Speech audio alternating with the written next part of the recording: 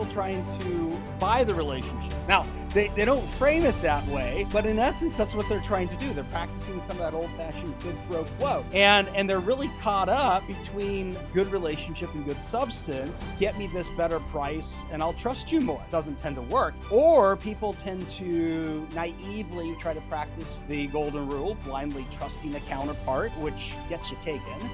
Or the reactionary eye for an eye, tooth for a tooth, which unfortunately leads to a terrible spiral of doom. And that's often based on perceived behaviors of the other party.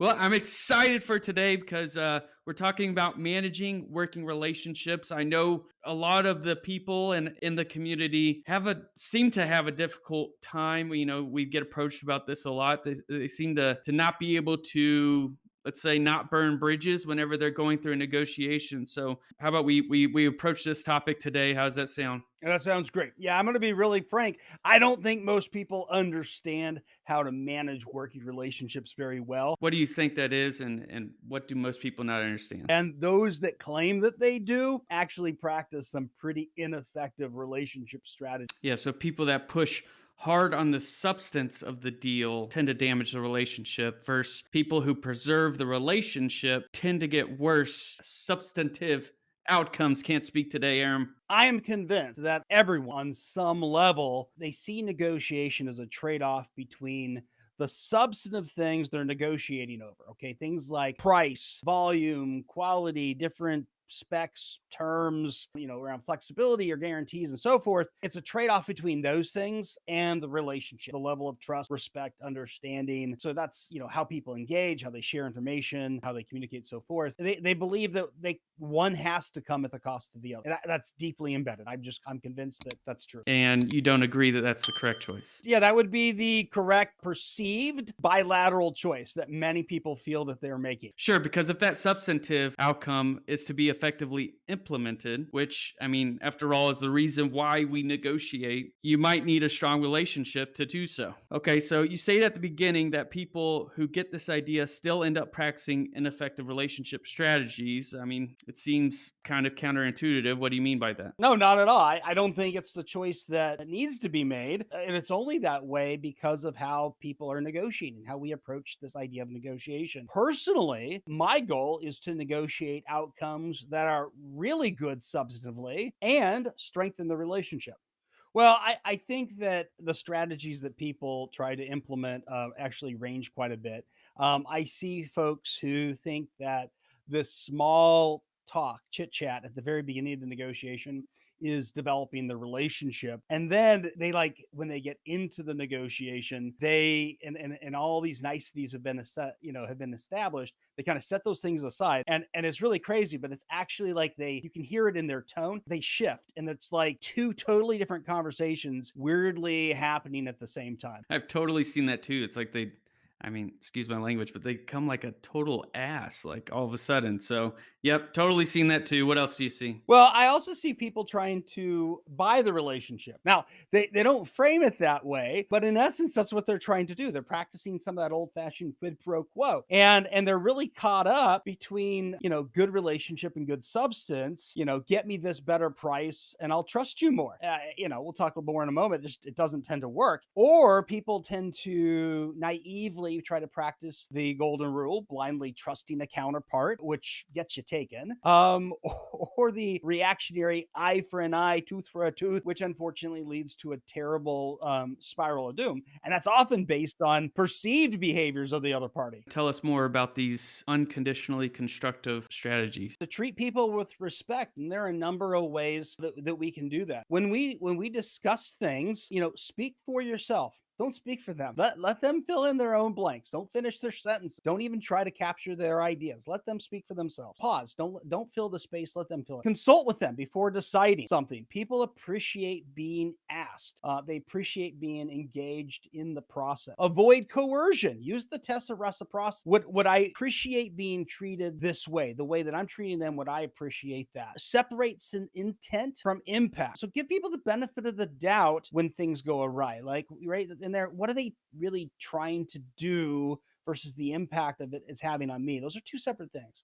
And then finally, consider joint contribution rather than blaming. And as I do that, start with my role in the problem. Yeah, I think this is definitely a lot, but I know it also kind of seems like it's common sense. So, I mean, is it that simple? Is it common sense ways to treat people? You would think that, right? These are things we probably should have just learned in kindergarten. So then why do we get lost during a negotiation? Well, again, I think it's this confusion that I mentioned at the beginning, which is this tension between getting a good substantive outcome and the belief that we have to choose between it and a relationship. People are problem solvers. It's why when I walk into a room with clients, they're all a lot of type A personalities who've been incredibly successful in their careers. They are fixated on getting things done, and they tend to get fixated on this false choice between relationship and substance that leads them to doing things that, if they were to step out for a moment, they know are contrary to being truly effective and even contrary to who they are as people. This kind of reminds me of the book Getting to Yes, where you're soft on the people but hard on the problem. And if you're interested in that book, we'll have a link in the show notes. You just go to negotiatex.com/8, and that we'll have a link to Getting to Yes. It's an awesome book, and it kind of talks about this. Sorry, go ahead, Aram. Yeah, well, that's that maxim that you just shared from getting to yes, is really true, and it's a great transition to some of the other advice that I would share. Another relationship strategy or move is to explore problems side by side. And that can be figurative, but it can be literal too. There's power when we actually sit on the same side of the table with someone, with my counterpart, and what happens is rather than being fixated on each other as the problem, we can focus on problem solving this problem, whatever the issue is before us. We can solve on working on it together by sitting side. Yeah, I think that kind of goes back to what we were talking about earlier. Is I imagine something like that requires a lot of trust and transparency to be able to do that and be effective. Yeah, it sure. Yeah, it really does.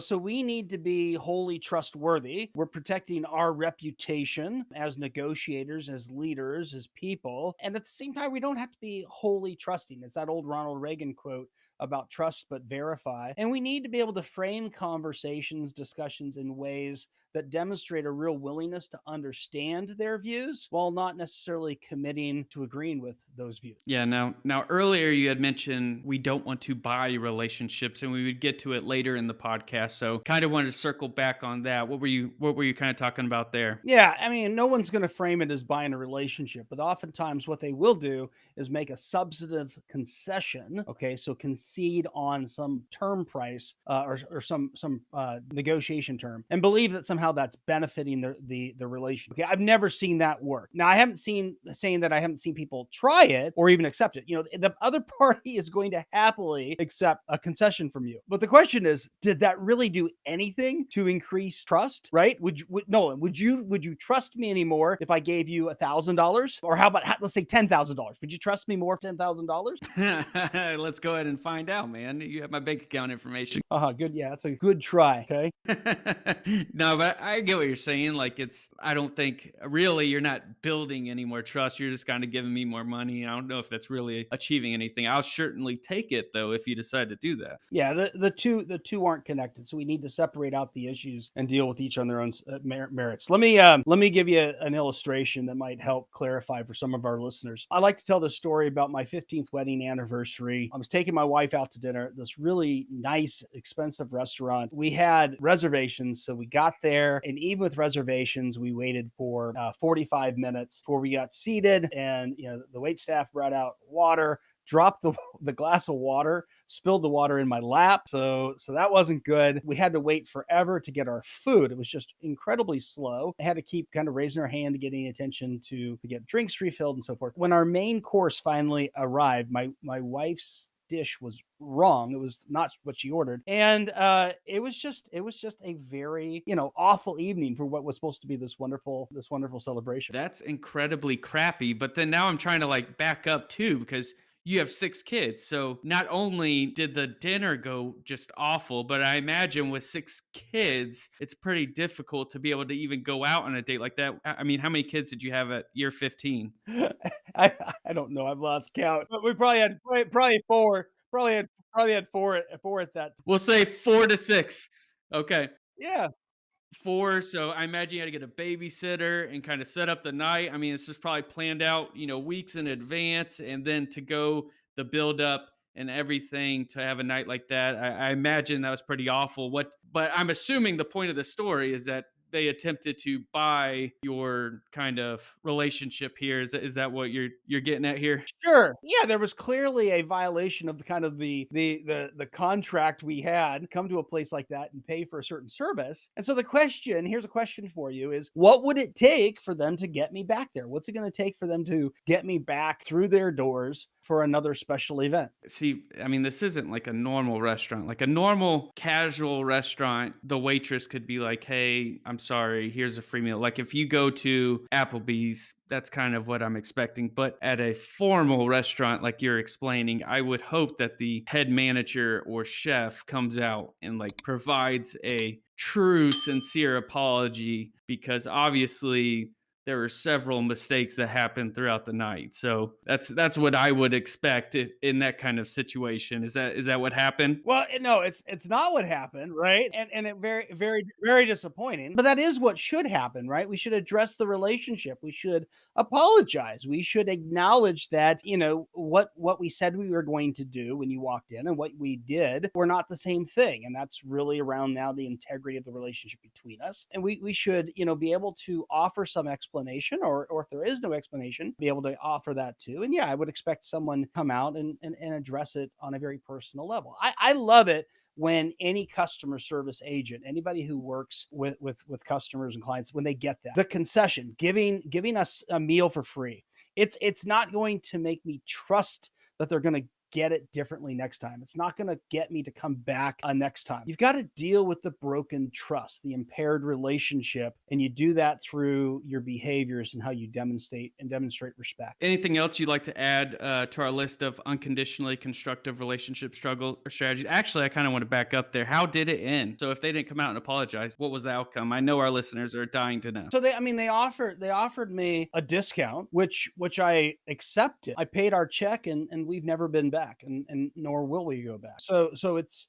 again, the relationship was not repaired simply by making a substantive concession. But I think a lot of folks get caught in that trap and they think that that's going to fix things and it doesn't. Kind of a missed opportunity there. All right, sorry. Okay, so anything else you'd like to add to our list of unconditionally constructive relationship strategy? Yeah, just one more thing. We need to remember to keep emotion and reason in balance, and that is for both us and for our counterparts. We should acknowledge how things have or are impacting us and recognize the same impact for them. Be able to name feelings and even share important feelings that we have. We all love to pretend that there's no place for emotions at the negotiation table. No one has ever said in any negotiation, any meeting I've ever been involved in, no one has ever spoken these words that, what this negotiation needs right now? So more emotion. We need more emotion. But the emotions are there. People's feelings are there. Companies' futures, individuals' careers, these things are all at stake when we're negotiating and how we negotiate, how we implement things impact. And so ignoring that emotions are at the table is it's just kind of foolish. Managing those emotions is got to be critical when you're at the negotiating table. It's got to be crucial. And while we're not going to dive deeply right now into how you manage them, maybe that's something we can do on another session. If listeners are interested, I'll be happy to do that. Let me just say that the ability to demonstrate genuine empathy is really essential. And I'm going to quote the amazing Dr. Brene Brown. And if you haven't read anything by her, I highly recommend you do. She's just an amazing person. But here's what she says. She says, empathy fuels connection. It involves perspective take, avoiding judgment, recognizing another's emotion, and communicating that recognition. As Dr. Brown says, empathy is a choice and it's a vulnerable one. That's how we deal with people's feelings. Appreciate it. That is it for us on today's podcast, and we will see you in the next episode.